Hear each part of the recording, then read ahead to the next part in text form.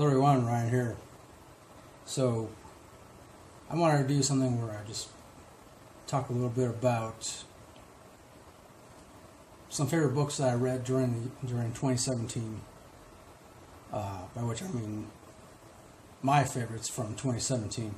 Of course, these wouldn't be necessarily books that all came out during 2017, just the ones that I happened to read during 2017.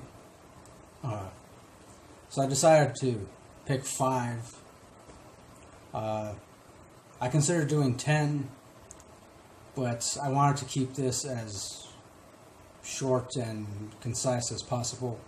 And then also I figured maybe later on I can do another 5 if I feel like it. So,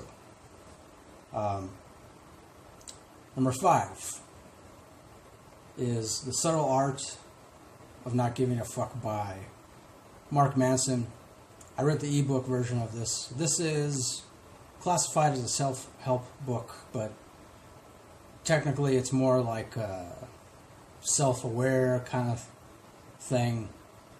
And the author himself, Mark Manson, he doesn't really offer up much practical advice other than just, not to try not to dwell on things too much, and just, kind of like always keep your eye on whatever goal it is you have in mind. And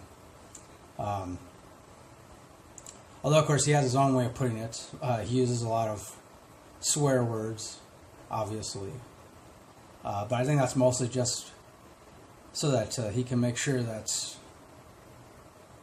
his overall message is very easy to comprehend. And so essentially it was. I mean, I guess I enjoyed it mostly because it definitely stands out from all the other self-help stuff that I've read in the past. So I also reviewed it, of course.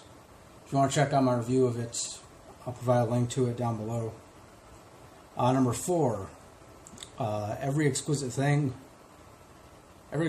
by Matthew Quick.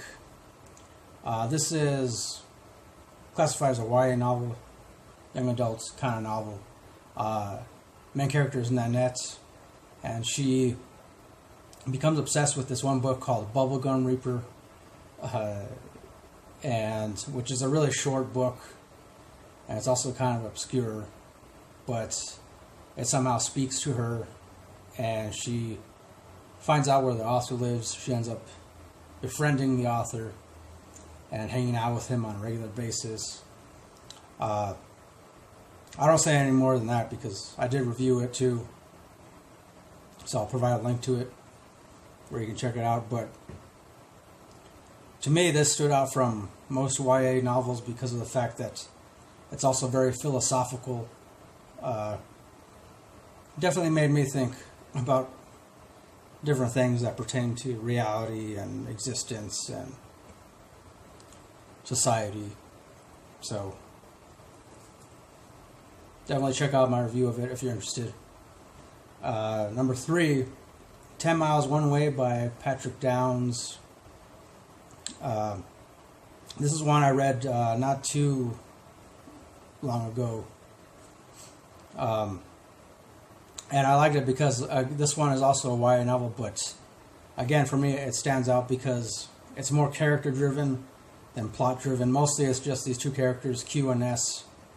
And Ness, she struggles with being bipolar. So she goes on these really long walks because she finds that these walks help her to clear her mind and just to help her to focus on one singular task. So, I mean, her and her friend Ness, he accompanies her. He also, has this crush on her. But pretty much the entire novel is just them walking. They walk for 10 miles. And they have a conversation, a lengthy conversation, although it's mostly Ness who does most of the talking. So, but I liked it. Again, I liked it because it's more of a character study than anything else. So number 2, The Summer That Melted Everything by Tiffany McDaniel. I read this sometime early in the beginning of 2017. I actually received a copy of it, a signed copy of it from the author herself, in exchange for an honest review, and I really liked it. I ended up taking my time with it because the characters are so complex and so multi-layered, and even the characters that I consider to be, bad in some way, villainous, I guess, in some way, even those characters were just as interesting and complex as say, the main character or any other character for that matter. Essentially, there's this kid who he goes into this small town in Ohio, and he claims to be the devil. And he really holds firm in this belief that he believes himself to be the devil. Of course, it freaks everybody out. And pretty much just him being there in this small town causes everybody, to freak out, panic, and then eventually some of them just learn to deal with it, but then still others allow it to, I guess, uproot their lives in a certain way. But it's very interesting.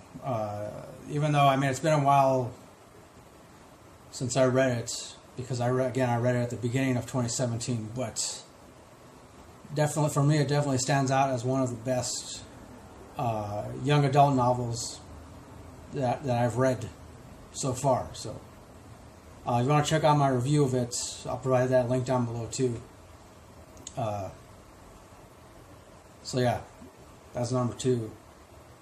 Number 1, this is actually an audiobook.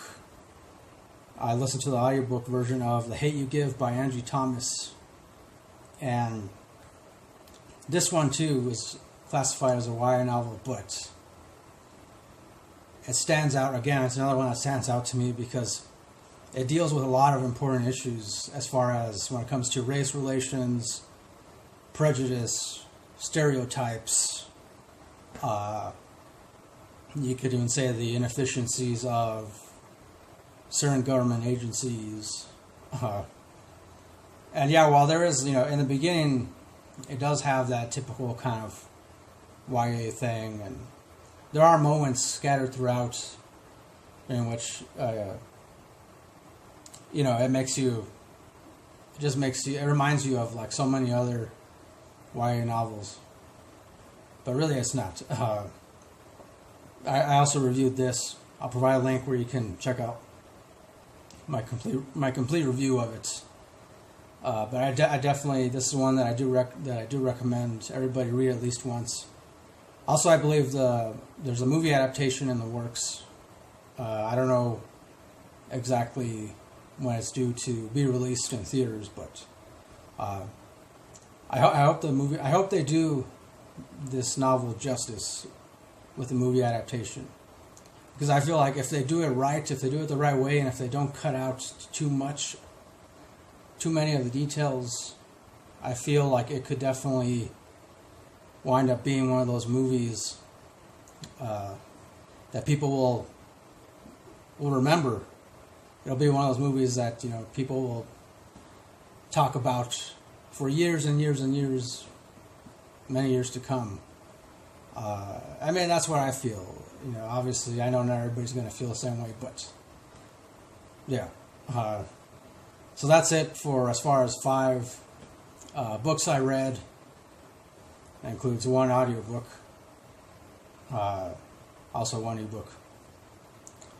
But yeah, 5 of my favorites that I read in 2017. So thanks for watching this. Let me know if any of you have read this too, what your thoughts on them.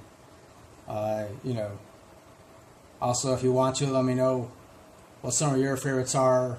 Maybe you can recommend some similar titles. That'd be awesome too. So, yeah, thanks for watching.